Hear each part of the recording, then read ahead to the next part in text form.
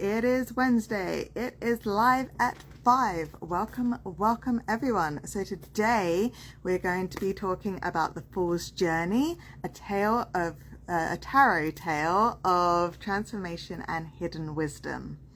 So it's pretty much a story today, using the tarot. It's pretty much what it is. The Fool's Journey is just using what we call the Major Arcana, which is 22 cards, so the 21 Major and the Fool card. And we have them in order, and it's going to be telling a story for us. We don't worry about the Minor Arcana in this. It's very, very similar to Joseph Campbell's Hero's Journey, if you're knowing about that. Like Hero with a Thousand Faces, that book.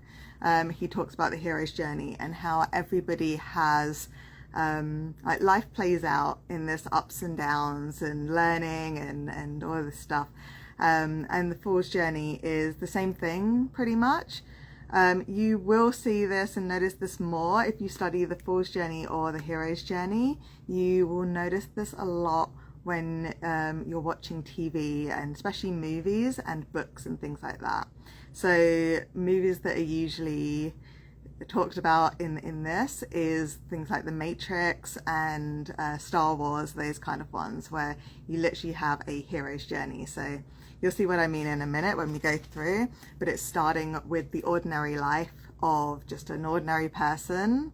So to do Matrix, it's like, you know, Mr. Anderson, Neo, Keanu Reeves, just having his normal life, and by the end of it he has transformed. He has become a new person because of the ups and downs, the highs and lows, the challenges and the lessons that he's learned throughout the movie. So without further ado, let's have a little look at the hero's journey. So we start with the Four. Now the Four in tarot represents the person that you're doing the reading for. It's not to call anybody a four, it's just that zero card of that infinite potential. So imagine that we are standing at the edge of a cliff and we're going to be the Four, or the person in the story. The main person in the story is the Four, and we're just going to follow his journey throughout this cycle, throughout this story. So he's about to take a leap into the unknown. He embodies the innocence and the essence of a beginner, pretty much. So he has a little bag slung over his shoulder. This represents all of his past, all of his baggage, but he's not really worried about it. It's not burdening him. It's not weighing him down in this. Yeah, so he's excited. He's maybe a little bit naive, but he's excited about the journey ahead. He's just living out his normal everyday life. But something's gonna happen to him where he's going to be propelled along his path to a new journey. So that brings him to the core of the adventure. So this is where he meets the magician. So the magician is one of quite a few mentors which he will or possibly will meet in this particular journey. So for this story we're going to cover all the mentors. Lots of stories, lots of cycles of life. You're not going to get every single one of these mentors, but we obviously have all the cards, so I will go through each of them for you. So the magician pretty much is the teacher that shows you that you have everything. You have everything already. And he has the four symbols of the Minor Arcana. So like in a suit of cards, like the suits and the cards. So he has the chalice or the cups, he has a sword, he has the pentacles, which is a star in a circle, and he has a wand. Now, this is to show that physically, the Four, our main character, has everything that he needs. So that's what the magician teaches. You have the power to do whatever you want to do. You just have to realize that. So that's what the magician will teach. So then usually in stories, and there isn't a card to represent this one, but usually in these stories, so the fool is completely happy and excited, meeting the magician, this new adventure is presenting itself to him, right? But then every day kind of hits and he thinks, well, do I want to leave the comfort of my reality now? Am I worthy? Like, who am I to step up into this new role? I like it here in this safety net, this comfort. And again, with Matrix, like that's when, you know, Neo decides like, no, I don't want to do it anymore. And he returns to his job and he just wants to carry on as like a normal person, right? Until like the next thing happens to make him go on his journey. So that's the refusal to the core. It does happen quite often, which is why I'm including it in this, but there is no card to represent this. So like we just kind of go back to the Fool with this one.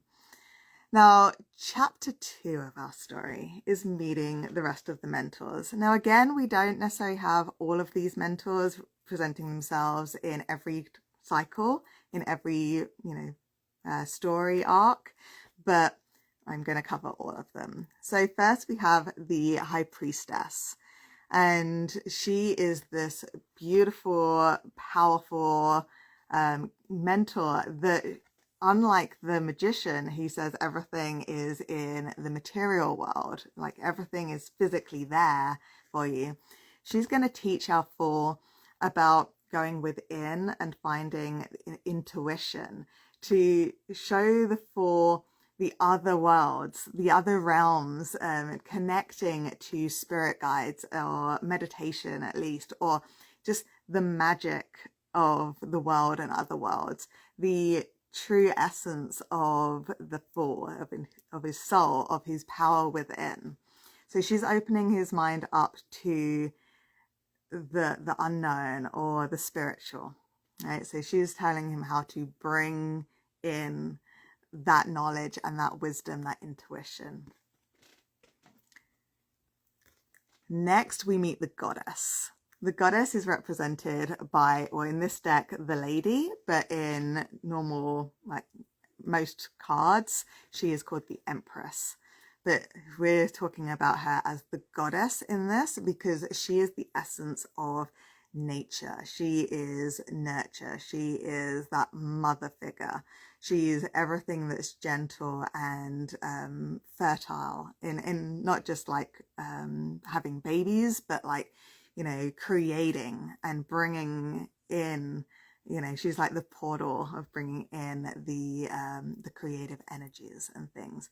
So with the Empress, with the Lady in this deck, or meeting the Goddess, she's very much teaching the Fool about nurturing the dreams. Like, don't just have them. You can't just will them into, you have to nurture them. You have to dream of them. You have to, you have to sort of plant those seeds to start that journey, to start those the fruits of your labor, literally, right? And of course, in the replay on YouTube, I will have this deck and a few other decks as well to show all the different cards for this as well.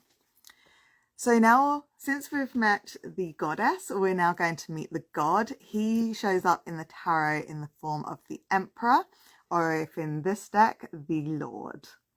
Now, so he's the partner, the companion, the yin to the yang of the Lady or the Empress. So, for want of a better word, these are husband and wife. These are king and queen. This is God and goddess, right? These are those two forms of feminine and masculine. So now we go into the masculine. We've done the nature and the nurture and all that stuff. So now we're looking at the God. And the God is teaching us those masculine things of protection and leadership. And he's showing the Fool that he can take charge of his own life and his own identity. And he teaches about like planning and creating goals and plans and things. He's the sort of the force behind that energy behind the dream from the Empress, from the goddess.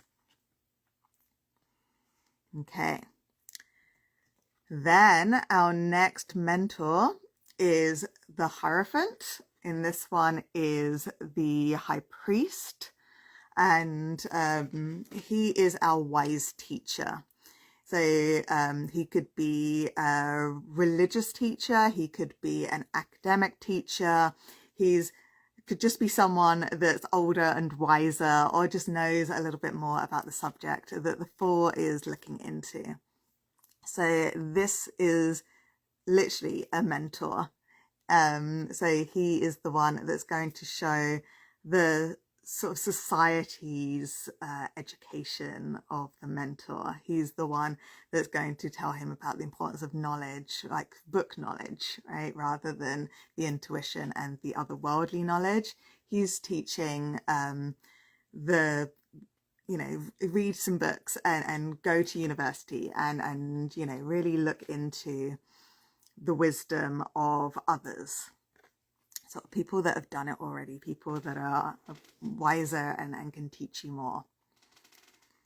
Our next one is the Lovers, so I guess 2. So this is teaching us the power of connection and partnership, love and harmony. Now, this doesn't necessarily mean romantic love. This, though usually in cards it is represented by that, but it could also mean business partnerships. It could mean platonic partnerships, as in family and friends and neighbors. It's those kind of partnerships that you truly respect, you truly love, and you truly are being encouraged by these relationships. It can also be self-love. Even though it's the Lovers being that duality, it can also show up in the Fool's journey or the hero's journey as, the love that you show for yourself, the realizing the essence of yourself, or the need for your body to be looked after. It's showing almost like your external, looking at yourself and showing love to yourself. So those are all of our mentors. So now we're going to move on to chapter 3. Chapter 3 is called Crossing the Threshold and the Road of Trials.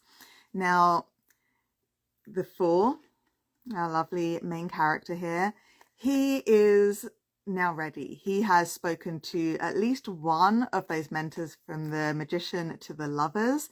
Maybe he's had a couple of them, maybe he's had all of them. But he has spoken to whichever mentors he needs in order to cross that threshold, to take that first step on his journey. So with all that, he jumps into his chariot. That could be a car, that could be an actual chariot, that could be getting on a plane, that could just be deciding to take that next step towards your dream or your adventure. Whatever way that shows up, this is the next card here. This is showing that we have the willpower to move forward in our lives. So the chariot represents that momentum going forward, and that trust to actually cross the threshold into this new adventure and this new cycle. So then there's the Road of Trials, which is lots of things are going to come up for the Four. And as we know with everyday life, as we know with movies and stories, there isn't just they meet and they fall in love, or they get the good job or whatever, and the end. There's always an up and down. There's always, in the last act, there's always like this will they, won't they, or oh no, the job's been taken away, or the world's going to end, what's going to happen to our hero, right? So there's always these ups and downs throughout. So on our first part of the Road of Trials, we discover strength. And in this deck, we have her as with a boar. However, a lot of the time it's with a lion. It's probably the symbol that I will use in the replay on YouTube. But here we have the, on the first bit of our Road of Trials, we have strength. And strength is literally going to show our Four about what it is to be strong. And that's not, and usually in all of these cards, it's not this brute force. It's not, you know, really throwing your weight around. It's this very, very gentle, and you can see she's just literally just got her hand very gently on the ball, and she's controlling him by showing the strength just with her aura, with her energy. So this is just showing the Four that you don't need to go in guns blazing. You can just emanate this beautiful strength that is going to produce respect, and people are going to think twice about messing with you. So that's actually a really good one for the first step of Road of Trials, because it's showing the Four, even though he forgets later, that he has this confidence and this strength within. Next, we have the Hermit. Now, the Four on his journey, he is going to really realize that he's going to have to start going within a little bit more, almost like when he was with the High Priestess, but this time he knows without being told, right? So before with the High Priestess, she was showing him how to do it. This time he decides that he actually needs to go within. He has to find a quiet place, find the cave, and go inside and really work on himself, really come to understand where he's going to go next, what he truly wants, and all of that good stuff. So he's going to discover personal insights, he's going to discover more about himself. So it's very much a self-discovery aspect of his journey. Next along the journey is the Wheel of Fortune. I actually love this deck because she's drawing her circle. And whereas a lot of the other cards, it shows it as like a destiny or a fate and that you can't control. In this deck, she's actually drawing it herself, and then she can either just brush it away in the sand and redo it, or eventually the tide's going to come and wash it away and she's going to have to redo it, right? So this one shows a lot more control in that. Anyway, so the Wheel of Fortune is very much about showing the inevitable ups and downs that are coming. It's kind of like just showing the Fool what's coming up. It's reminding him that, you know, you are not going to have this plain sailing, even if you become super enlightened, or you become really good at your job, or, you know, you find your soulmate or whatever it is. It's not going to be plain sailing always. It's always going to have its ups and downs. So the Wheel is very much about showing him that he doesn't need to take control all the time, because he should just go with the flow of life. And there's always going to be a reason for that. Always going to be, for whatever he believes, there's going to be like, you know, fate or destiny or God or just life that's controlling this stuff for him. Next we come to Justice. Justice is teaching him very much about literal justice, right? The fairness and being a good person, you know, to discover what his values are, and, you know, is he going to be backbiting and selfish in achieving his goals, or is he going to be fair? Is he going to lift others up in this journey? What is his justice? What is his journey with that? How's his character going to transform in this journey, right? Because this journey is not necessarily a good journey. It's not necessarily a positive outcome, right? It could be creating a bad person out of this until they do another cycle and realize the error of their ways, right? It's always choices in all of these life journeys. Okay, chapter 4. Approach the innermost cave and the ordeal. So along his journey, comes the Four, and he finds this man hanging from the tree. This is the Hanged Man. And a lot of people, they hear the name Hanged Man and they think, oh my gosh, what a terrible, terrible one. But if you look, the Hanged Man is actually hanging upside down from the tree by his leg.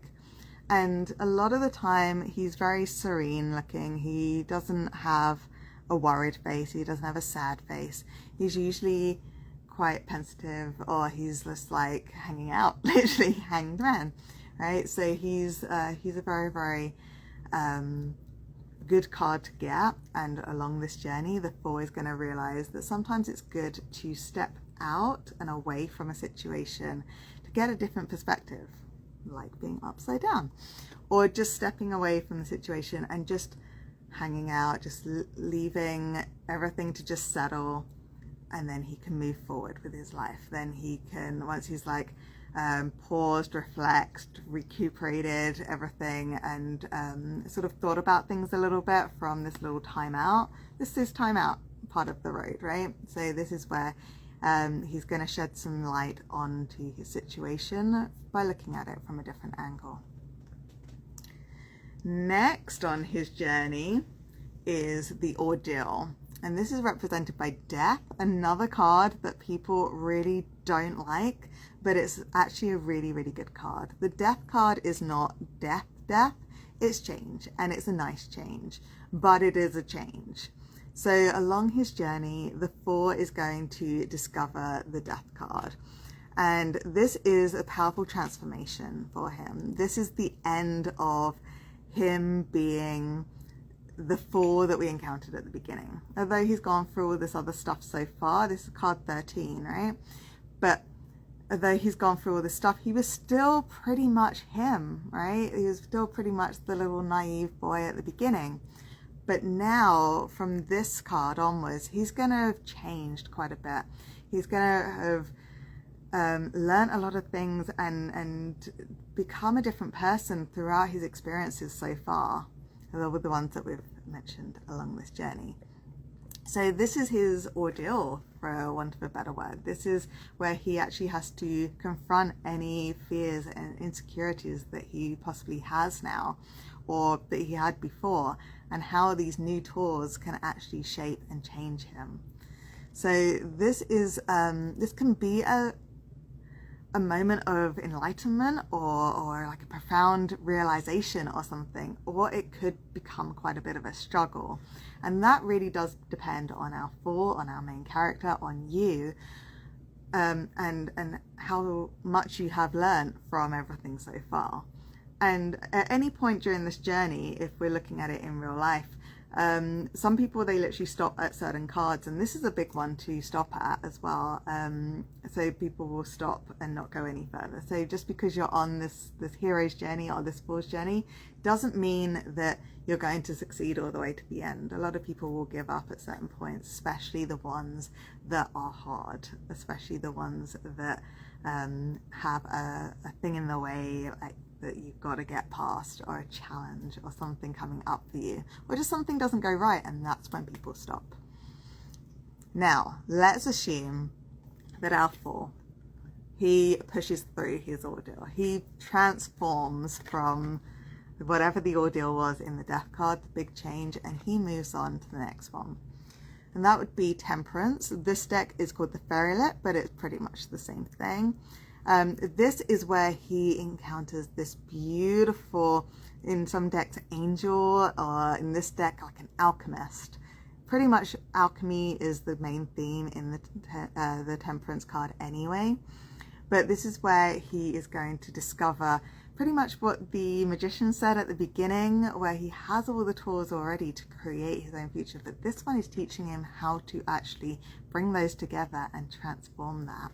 How can he use the tools that he had already, all the lessons that he had learned, and how can he create something new with that whole lead into gold?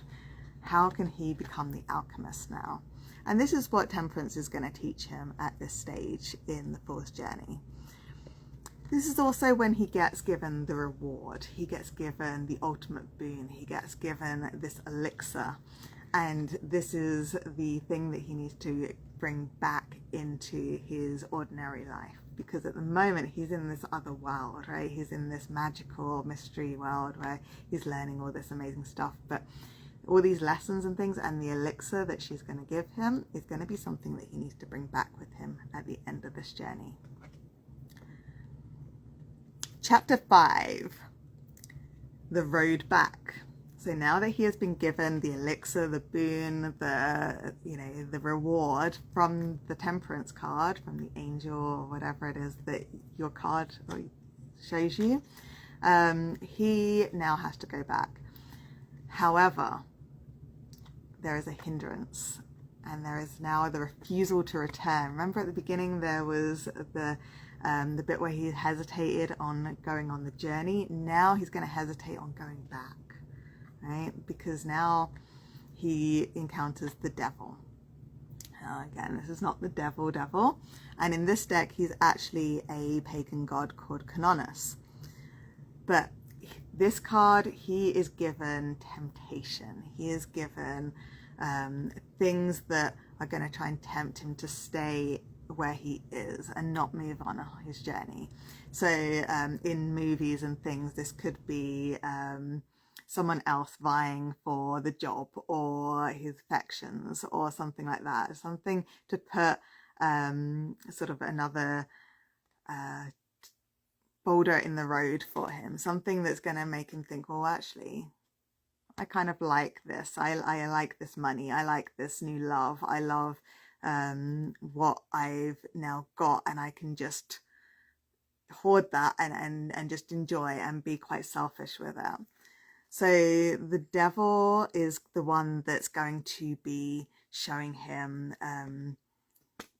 like, why don't you stay? Why don't you just hang out with me? Why don't you just enjoy the food and the alcohol and the, you know, all the fans around you saying you're amazing? Like, why don't you just stay here?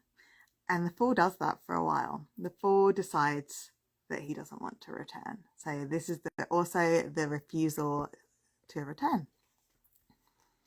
Now our Fool needs a bit of a wake-up call. Cue the thunder and lightning.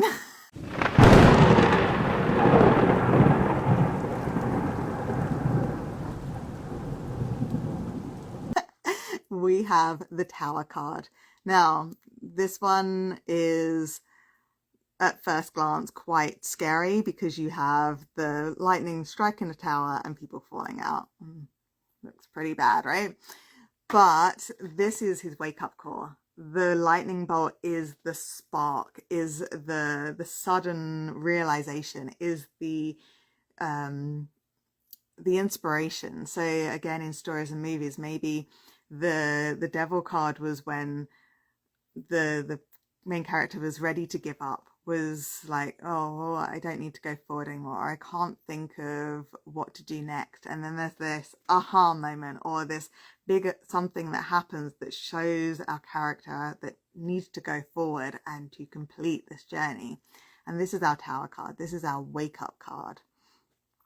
So this shatters all the delusions given from the devil card. This literally, you know, he wakes up and realizes this is great, but I don't want that. I want to move on. I want to complete this cycle. I want to bring the thing that I had with the Temperance card, my elixir, my reward. I want to bring that back and to show people and help people with it, or whatever it is. So with this beautiful wake-up call, he is then guided by the star, and the star brings him hope and healing and inspiration, and she's very, very gentle with him, and she's his guiding star. So literally he can see his star, and that's his way home, almost like following the North Star home, right? If you can find the North Star, you know which direction you need to go in. So this is his North Star guiding him home to the ordinary world, to his everyday life, the one where we first encountered the Fool.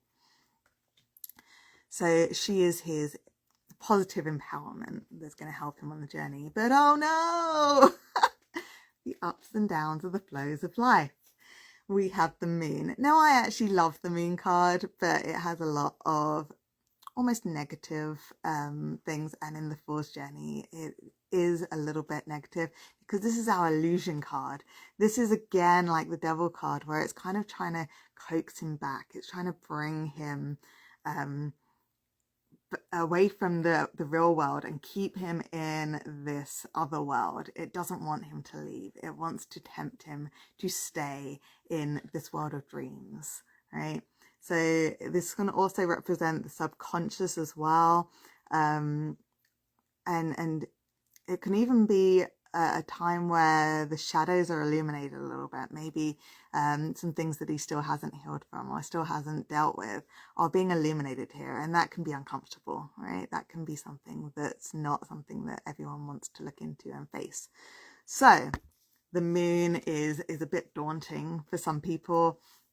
And again, this could be another point, like the Tower, the Death card, the Devil, the Moon. These are all big, big cards and big, big stages along the journey where people do give up. They do decide not to complete the cycle of the Fool's journey or the hero's journey. But after that, it should be a little bit plain sailing now. So let's see what the next one is. Oh, look, it's the Sun. So the Sun is one of the most positive cards, and, you know, it's the Sun. It's, of course, the life giver. It's the brightness. This is his joy, and this is his success. This is the vitality of the Fool. This is him saying, oh my gosh, yes, I've learned so much. I've been through so much. I've gone on these ups and downs in this beautiful journey where I've learned so much. And now I'm equipped with my wisdom. Now I'm equipped with the positivity. Now I want to go back with this confidence and this newfound love for my life.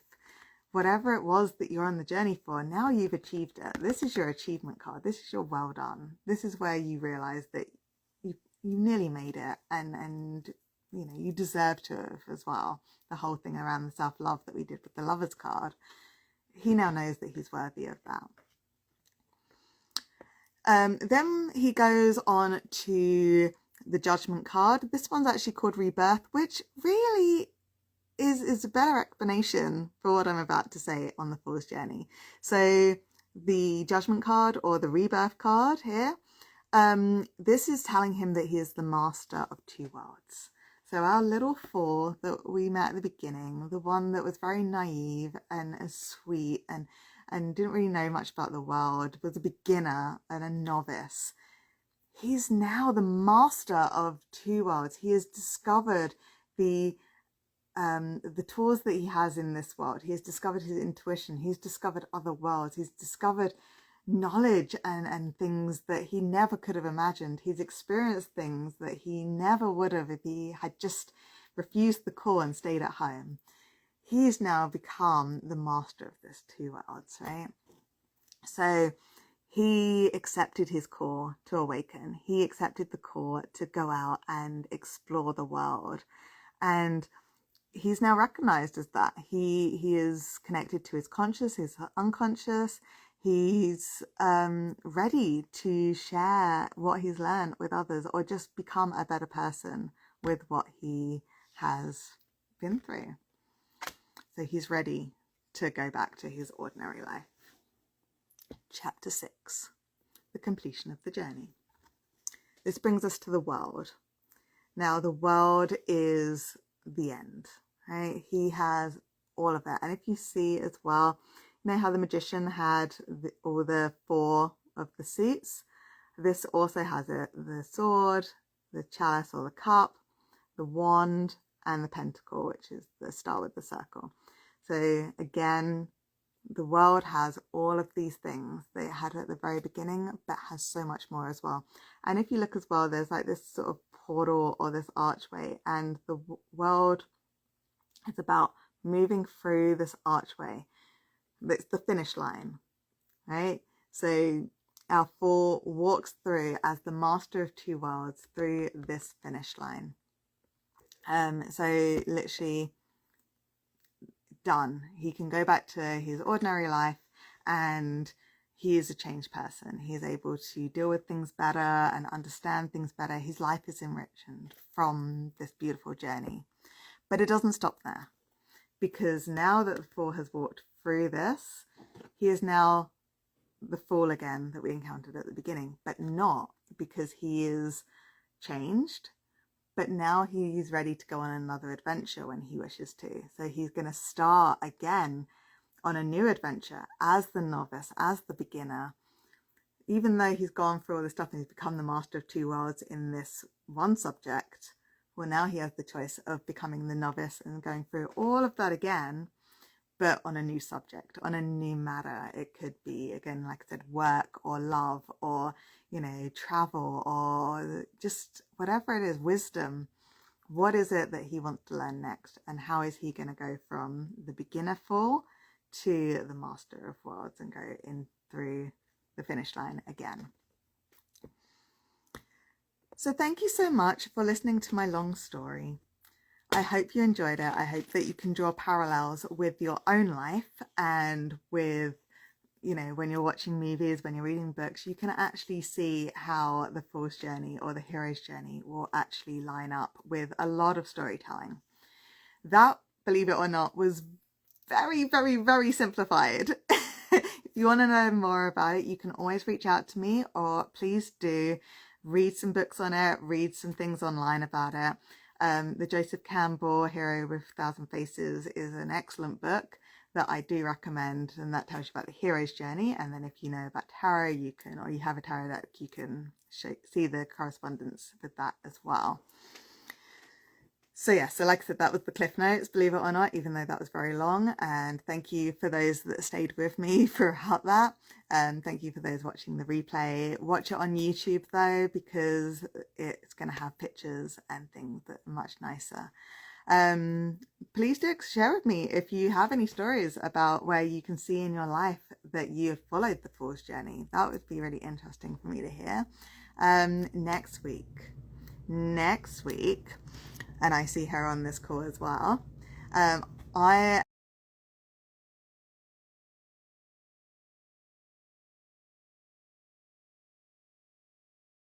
space clearing, creating a positive environment with crystals. So I'm going to be teaching you a very basic way of creating a really good environment, a really good nurturing place to live in your house by using crystals, where to place them, which ones to use, and how to put them around and how to cleanse them. It's going to be a very brief but quite intense look into how you can use crystals to make your home much better energy and a much better place for you to come home to and to sleep and to be with your family and to cook in and shower in and all of this stuff.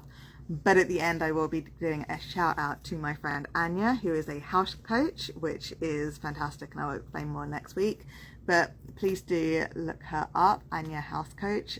She is wonderful. She can do online stuff as well as in-person stuff. She's in Toronto, if anyone is curious about that. But I will pick her up a lot more next week. Thank you so much, everyone that is on the live. Thank you, everyone who's watching the replays. I do appreciate you. Please do let me know if there's anything that you want to talk about in the future. I apologize for this one being so long, and thank you so much. I will see you next week for the space clearing. Have a great week, everyone.